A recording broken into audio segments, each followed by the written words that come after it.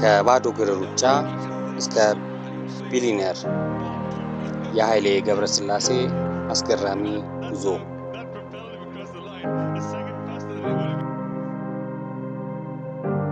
በትምህርት ቤት ቆይታው በየቀኑ ጠዋትና ማታ 10 ኪሎ ሜትር በባዶ እግሩ እየሮጠ የሚሄድ አንድ የድሃ የገጠር ልጅ በዓለም አደባባይ ላይ የኢትዮጵያን ሰንደቅ ዓላማ ከፍ ያደርጋል። የ27 የዓለም ክብር ወሰኖች ያደቃል ብሎ ያሰበ ማንም አልነበረም። እርሱ የሩጫ ንጉሥ ብቻ አይደለም። ከሩጫው በኋላም በቢዝነሱ ዓለም በሺዎች የሚቆጠሩ ዜጎች የሥራ ዕድል የፈጠረ ድንቅ ባለሀብት ነው። ዛሬ በዚህ ቪዲዮ በዓለም አትሌቲክስ ታሪክ ውስጥ ስሙ የማይደበዝዝ ቀለም የተጻፈውን የሻምበል ኃይሌ ገብረስላሴ አስገራሚ የሕይወትና የስኬት ታሪክ እንመለከታለን። ለቻናላችን አዲስ ከሆናችሁ ሰብስክራይብ ማድረጋችሁን እንዳትረሱ። ወደ ታሪኩ እንሄዳለን። የኃይሌ የልጅነት ጊዜና ውጣ ውረድ። ኃይሌ ገብረስላሴ የተወለደው በ1965 ዓ.ም በአርሲ አሰላ ነው። ያደገው በገበሬ ቤተሰብ ውስጥ እንደመሆኑ መጠን ልጅነቱ በብዙ የቤት ውስጥ ስራዎችና በትግል የተሞላ ነበር። ለትምህርት ከነበረው ጉጉት የተነሳ በየቀኑ ደብተሮቹን በክንዱ ስር አጣብቆ ወደ ትምህርት ቤት ይሮጥ ነበር።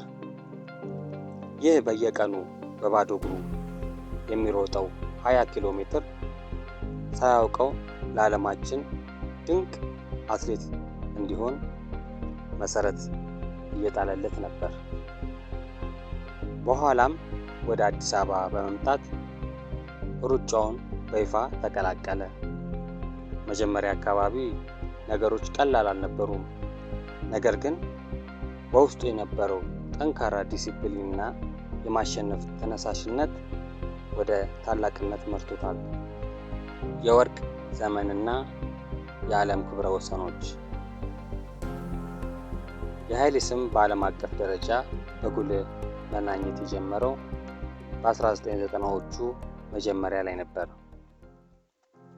በ10,000 ሜትር እና በ5,000 ሜትር ርቀቶች ላይ ዓለምን ሙሉ በሙሉ ተቆጣጥሮታል። በተለይም በ2000 በሲድኒ ኦሎምፒክ ከኬንያዊ ፖል ተርጋት ጋር ያደረገውና በሚሊሜትሮች የቀደመበትን ውድድር እስካሁን ድረስ በዓለም አትሌቲክስ ታሪክ ውስጥ እጅግ አስደናቂው ፍልሚያ ተብሎ ይጠቀሳል። ከሩጫ ሜዳ ወደ ቢዝነስ ኢምፓየር።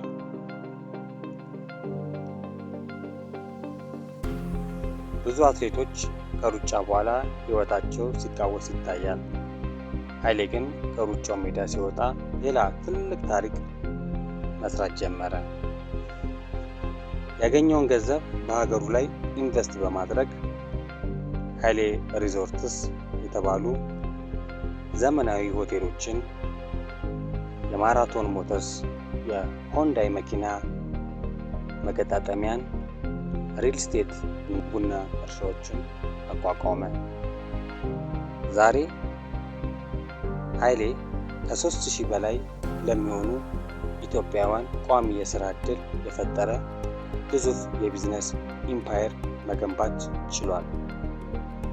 ይህ የሚያሳየው ኃይሌ በእግሩ ብቻ ሳይሆን በአእምሮውም ጭምር የሚሮጥ ስኬታማ ሰው መሆኑ ነው።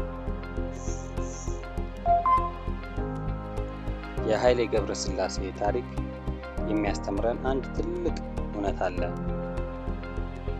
የመጣህበት ቦታ ከድህነትም ይሁን ከየትም ጠንክረህ ከሰራህና ዲሲፕሊን ካለ ዓለምን መለወጥ ትችላለህ። የማይቻል ነገር የለም የሚለውን በተግባር አሳይቶናል። ከዚህ ታሪክ እናንተ ምን ተማራችሁ? በኮሜንት መስጫው ላይ አስፍሩልኝ።